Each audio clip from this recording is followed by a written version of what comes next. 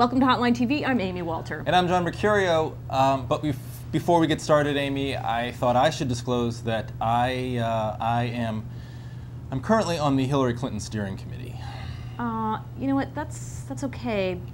I guess I need to be honest with you too. I'm on actually the John Mercurio Swift Boat committee. Okay. All right. Well, listen. As long as we're both being honest with each other.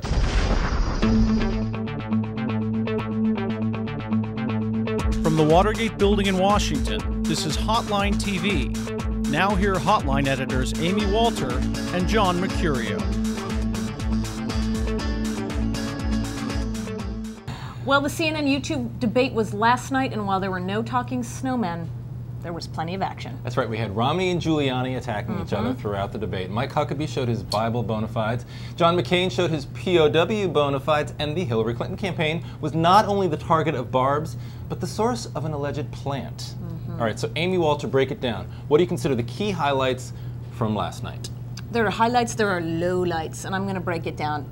I think everybody agrees across this land, Mike Huckabee had the best night. And it is his, I mean, we keep coming back to this, just as Joe Biden, it is his medium when he's on the stage. Mike Huckabee, it's totally the most comfortable place from behind the pulpit, literally. He's quick and he's comfortable with both issues and with the format. I mean, let's just roll the quick highlight of the zinger of the night, which was the, what would Jesus do? Right.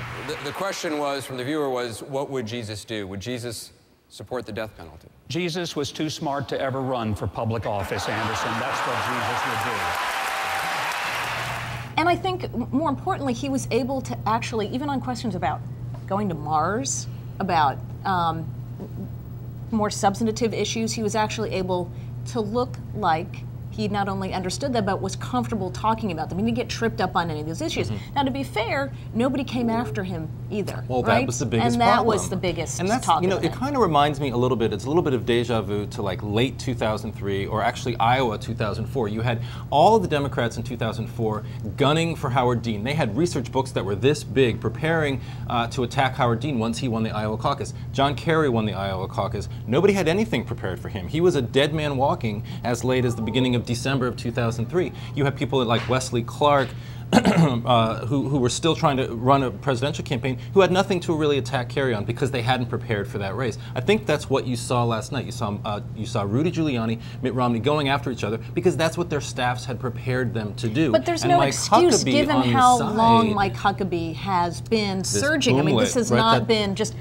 overnight. I mean, this has been the last few weeks here. Right. There's a lot of information out there. You don't have to do much more than hit Google and come up with. You're very right. But yet none of the attacks. The other thing I thought was really interesting was this consistency of the Romney campaign. He's trying to run, as you've said, the CEO campaign. He's the decider. He's the one, he's the one in charge. The buck stops here.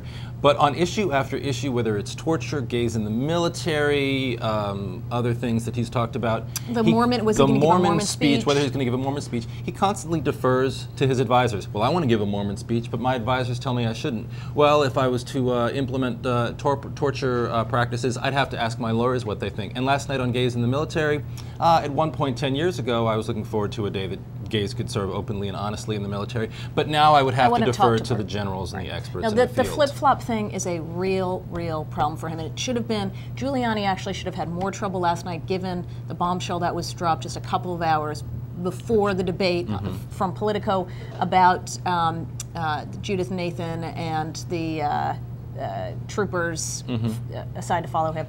Instead, it was Romney who spent a lot of time looking uncomfortable. Back on his heels. Yeah. All right, well, that will do it for a very special Republican YouTube Hotline TV. I'm Dick Cheney. And I'm Uncle Sam. See you tomorrow on Hotline TV.